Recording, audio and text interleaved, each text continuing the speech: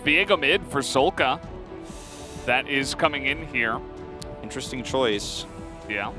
There's still a little bit of time if they wanted to mix it up, but doesn't look like it. So that you got to trust it. If you're watching DAMWON Kia here, I think you favor them. It's definitely a comp that has a boatload of synergy, right? Somebody's going to hit something, and then we're all diving in. There's not a lot of range. There's not a lot of siege.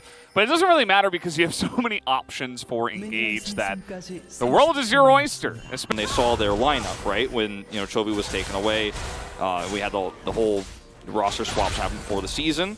Pyosic's on vision here. Yeah, he is. I think he should be able to get away, but here comes the follow-up from Khan. Malrong is now going to be in vision, and DRX were like, why are you fighting us 1v2? Little did they know that the Rumble was here, and that is a 2-for-0 trade in favor of DAMWON Kia, as both Khan and Malrong will benefit. Yeah, but they do get a splash. Kingen dropping down the ultimate here, the Paranoia, as Pyosik is coming in. And just going to go 1v1. Can he actually win, though, is the question. The slow comes in. Khan is thinking about it, but the flash now from Kingen. He's going to hop the ward. Malrong's here. And Malrong, oh no, not again. The secret rumble from the jungle gets even more value. He's got 5 stacks on his Dark Seal 6 minutes into the game. Oh, Malrong.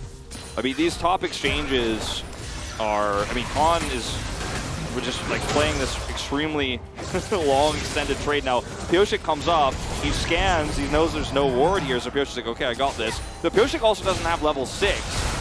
Oh, meanwhile, here we go again. And guess who's here?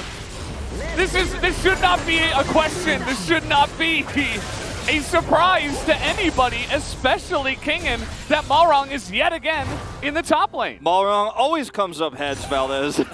Point potentially for DRX. Like, they have to win this fight. If they just give this up or get wiped in this fight, like, their chance of coming back in the game are almost 0. Yeah. Kingen on the long flank here. He's got Paranoia available, of course, to engage in. Yeah, they really want that combo. Malrong, he's got a stopwatch. You know what that means. He's going to be feeling pretty good. Not much value on that Ezreal ultimate. True Shot Barrage not doing much. Khan is actually zoning away Kingen. This is best case scenario for DK. Big equalizer just to zone them away, and they're going to pick up that Drake.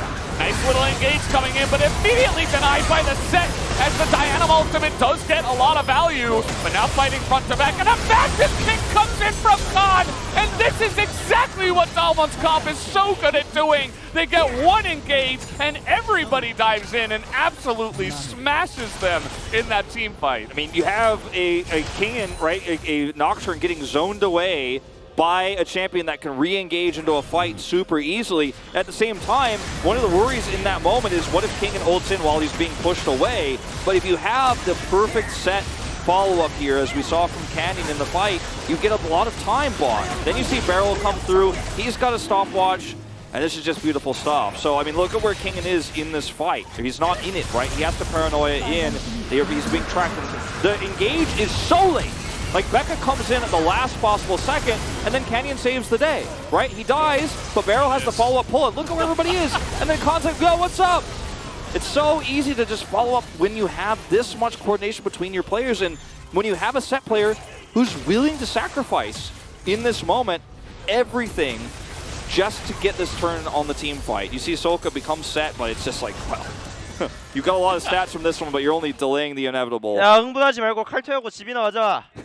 휴가 마려. He said, let's not take it slow. Let's finish this as soon as possible and go home. And if DRX lose anybody else, they just win the game. Sub 25. And, I mean, I don't see how you don't lose anybody else and also defend your Nexus here. You're here to catch 22 problem. They're ready to go. Like, they're not backing off. Bye-bye. This is what their comp does. Becca doesn't have his ultimate. Okay, Paranoia comes in, but okay. Cancel that one. Quickest cancel I've seen on a Nocturne ultimate. That was real quick. Not going to get a refund. A little bit too late on the cancel to get the money back guarantee, but it was enough to push them back. They only end up with one inhibitor here. 40 seconds left on the Baron buff. Looks like we're going to see a reset and another group up. I mean, DR against Khan. Yeah. I don't see how know. this goes. Do they win this? Well, it's a teleport they do, and actually just 2v1 they do. With the fear too, there's no recourse. Yeah. No flash for Khan also. Okay. So nicely done, I suppose. That's one way to try to make it back here. Showmaker, which just is so great in these moments where you're just trying to push to end and you're this far ahead. As yeah, I mean, this is a trap sprung. They catch Khan. The timing of this. Yeah, it's just one of those mistakes that you can't afford at this point in time. There's one team fight that matters, and it's this one, and now you don't have a stopwatch. Let's see how it goes. Equalizer comes in. That actually hits 0 people. I'm not sure it's going to matter, though. Canyon's kind of ulting into the Alistair, and that's not going to get much value. They get the Infernal Soul, but DAMWON are like, I'm not sure about this one, actually. Trying to engage now is DRX. They're looking for the kill. On to Canyon. Canyon is fighting back very well, but he does go down. Barrel now coming in, and that's a massive engage now. Have they actually been able to come back in this one? The answer maybe is no, but now Bao is getting in. He gets a massive shutdown, and DRX finally engaged somehow. And even to though win the fight, I suppose. Even though it feels like this is one of those late game team fights where suddenly Canyon wrapping all the way around. Look at the vision control. He sweeps too to make sure nobody knows. There's no wards around there, so they know that's one path they can take out too once they take this Baron. And you can't criticize DRX for not springing the trap or pulling Here comes trigger. Becca. They're going for the engage, and there it is. The Baron does go down. Teleport is used, in goes Kingin.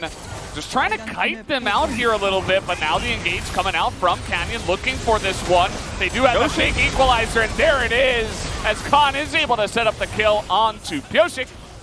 And that is going to be a 2 for 0, as well as the Baron in favor of DAMWON. You can't really criticize DRX for not, really pulling the trigger right and going into that fight straight away, because you know that you're going to get burst. You know you're going to get blown up so quickly. There were multiple moments where Pyosik could have actually popped his ultimate. He actually didn't use it in the fight because by the time he could actually close the gap and get in to get the ultimate value, right, and actually maybe turn a fight, he was blown up and the fight was already over.